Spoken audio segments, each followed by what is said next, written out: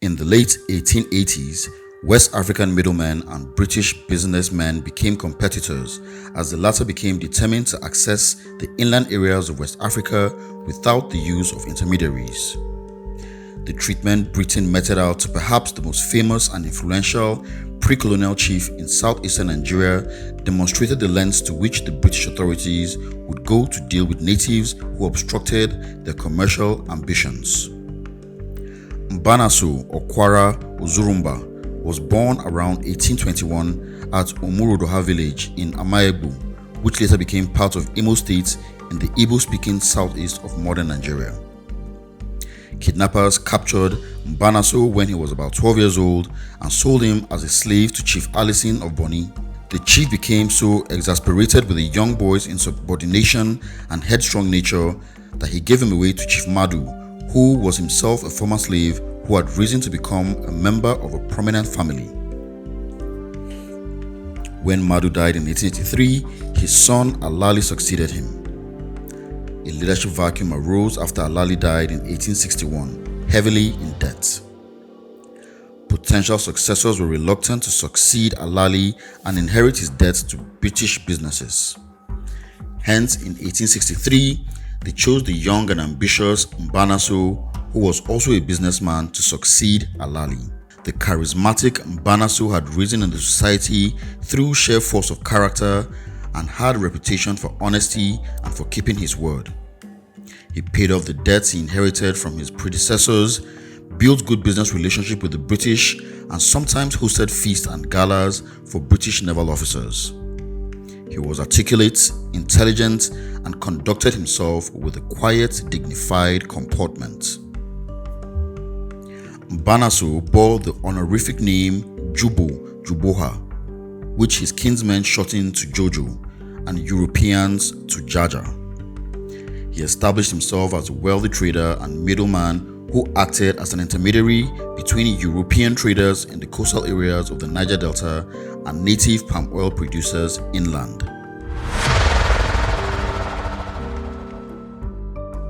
After a civil war with rivals in Bonny in 1869, he secured his independence, succeeded from Bonny, and moved to Opobo, taking 14 of Bonny's 18 native chiefs with him. In 1873, he signed a treaty with the British consul for the Bights of Biafra and Benin. Charles Livingstone, brother of the legendary Scottish missionary David Livingstone, that recognized Jaja as the king of a new kingdom at Opobo, independent of Bonny. Jaja's dual role as an extremely wealthy businessman and a leader who wielded political authority made him a Michael Bloomberg or Moshood Abiola of his time. Even though he was Igbo, he had a cosmopolitan outlook. Opobo was a multi-ethnic town with Andoni, Igbo, and Ijaw-speaking people. Jaja also married wives from different ethnic groups and understood the value of Western education. He enrolled several children from his community in schools abroad and sent two of his sons, Mark and Sunday, to study in Scotland. Concerned that prolonged absence abroad would separate his children from their culture, he brought Sunday home and enrolled him in a secular school that Jaja opened at Opobo.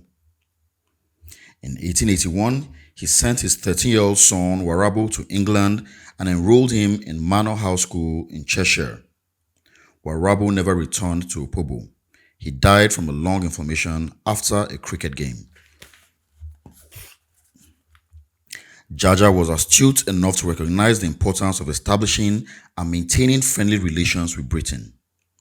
The British exploited the rivalry between Jaja and the King of Bonny by giving both sides the impression that they could gain Britain's favor and a military advantage over the other by having their men drilled in warfare by British officers. Using this pretext, the adjutant of the Hampshire Infantry Militia, Captain Nichol, traveled to Bonny to procure men for the war against the Ashanti in modern-day Ghana in 1873 and convinced both Jaja and the King of Bonny to send 53 and 105 men respectively for the mission. In 1875, Queen Victoria awarded Jaja a Sword of Honor in recognition of his service during the war. He became so influential that the British relied on him to mediate their disputes with different ethnic groups. as an employer of several thousand people presiding over lands that had economic resources, its own school, a navy with a fleet of 50 canoes, a cannon, several men armed with rifles, and treaties with foreign powers, Jaja operated as the astute and enlightened president of an embryonic state. In 1863, the British consul Richard Burton prophetically described Mbanaso as young, healthy, and powerful, and not less ambitious, energetic, and decided. He is the most influential man and the greatest trader in the river, and 50,000 pounds, it is said, may annually pass through his hands. He lives much with Europeans, and he rides roughshod over young hands coming into Bonny. In a short time, he will either be shot or he will beat down all his rivals. A historian described as the greatest African living in the east of modern Nigeria. However, Jaja's commercial acumen and wealth gained him the jealousy of both local and British businesses. His position as the middleman meant that British traders who wanted to buy palm oil or trade with traders in the inland areas had to go through him. Jaja bought palm oil from its producers, then resold it to British businesses for export to Britain. However, Jaja did not allow the British buyers and the palm oil producers to trade directly with each other. This put him on a collusion course with British businessmen who also had to pay him dash and come in exchange for the right to trade in his areas. 6 British businesses responded to rising palm oil prices in 1883 by forming a cartel and refusing to pay for palm oil at any price other than that jointly fixed by them. This led to a standoff during which Jaja and the cartel boycotted each other. Jaja's decision-making and commercial enterprise bordered on the ingenious. Always one step ahead, Jaja circumvented the British businessmen by shipping oil directly to Britain himself. Although he self-depreciatingly told the British business's partners that "I don't know book," would plead to the British Prime Minister that "I have no idea about English laws," and described himself as a poor ignorant man, he was none of the above, and was in fact unsuccessful in his attempt to conceal his sharp intellect from others. The Foreign Office wrote that Jaja is the ablest of the coast middlemen. He is a man of energy and considerable ability. He is sharp enough to hold his own with the Europeans and powerful enough to overcome the natives in the interior. Jaja demonstrated these qualities in 1884 when he negotiated a treaty with the British consul Edward Hyde Hewitt. Unlike many of the other chiefs, Jaja carefully studied the content of his treaties and hired a third party to examine them. As was standard, the proposed treaty that Hewitt presented to Jaja would grant British merchants the exclusive right to trade in area under Jaja's jurisdiction and allow missionaries to proselytize in exchange for those areas being placed under British protection. Even though he spoke English well, the shrewd Jaja asked Hewitt to elaborate on the meaning of various clauses in the treaty. In particular, he asked Hewitt to explain the meaning of the word protection and asked Hewitt for a written assurance that it would not affect his rule over his domain, nor would the British Queen rule over his lands. In response, Hewitt wrote to Jaja on 1st July 1884 and provided the written assurances Jaja asked for. Jaja also negotiated a special amendment to his treaty that deleted the Standard Article 6, which guaranteed freedom of trade to all in his territory. This deletion preserved his monopoly in the territories. Jaja and Hewitt signed the treaty on 19 December 1884. Jaja employed a freed African-American woman named Emma, born to black American slave parents in Kentucky, as his secretary as she ran the school he opened in Opobo. She also drafted his correspondence. Events in the international arena would keep Emma busy with letter-writing duties for several years. On 5th June 1885, in accordance with the General Act of the Berlin Conference, the Foreign Office declared a protectorate over the area in which Jaja resided.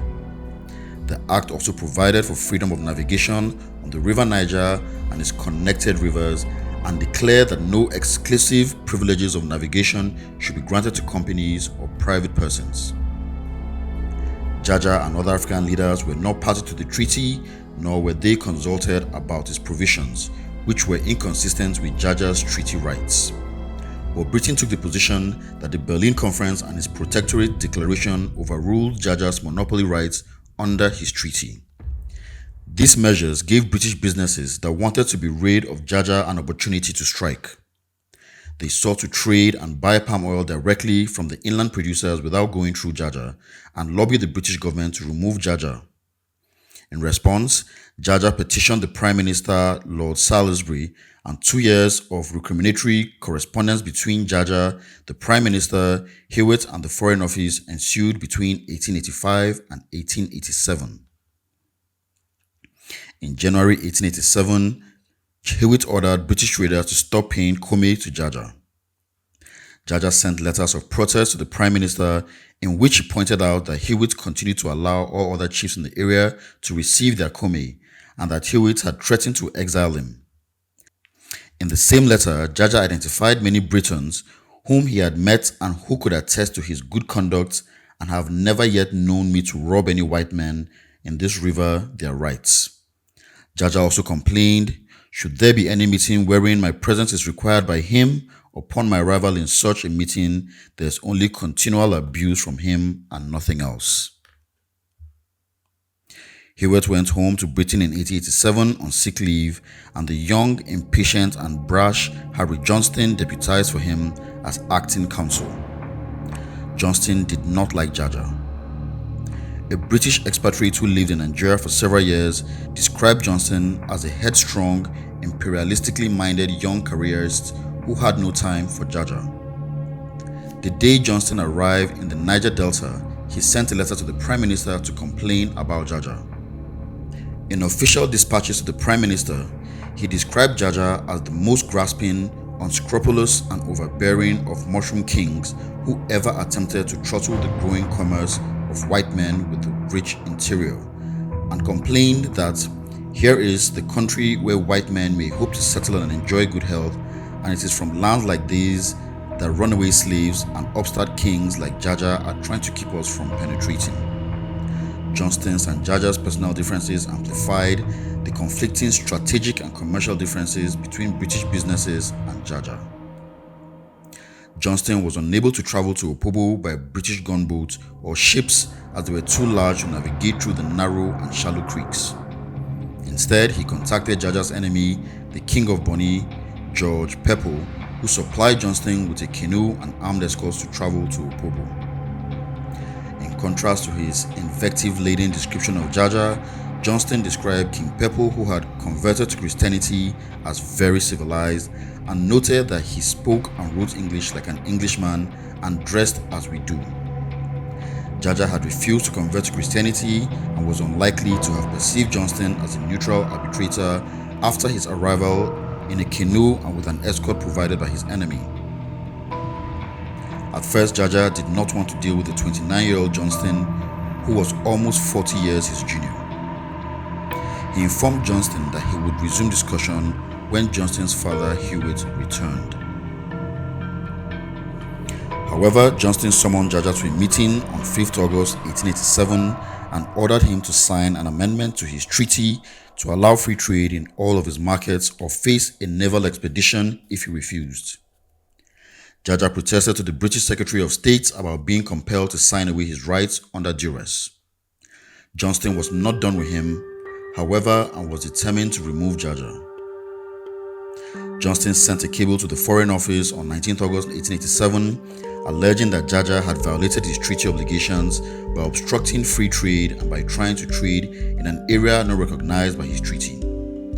Johnston also forbade all British businesses to trade with Jaja and applied to the Foreign Office for authorization to execute the plan that Hewitt had devised to deport Jaja by inviting him to a meeting on board a British ship, then sailing away with him.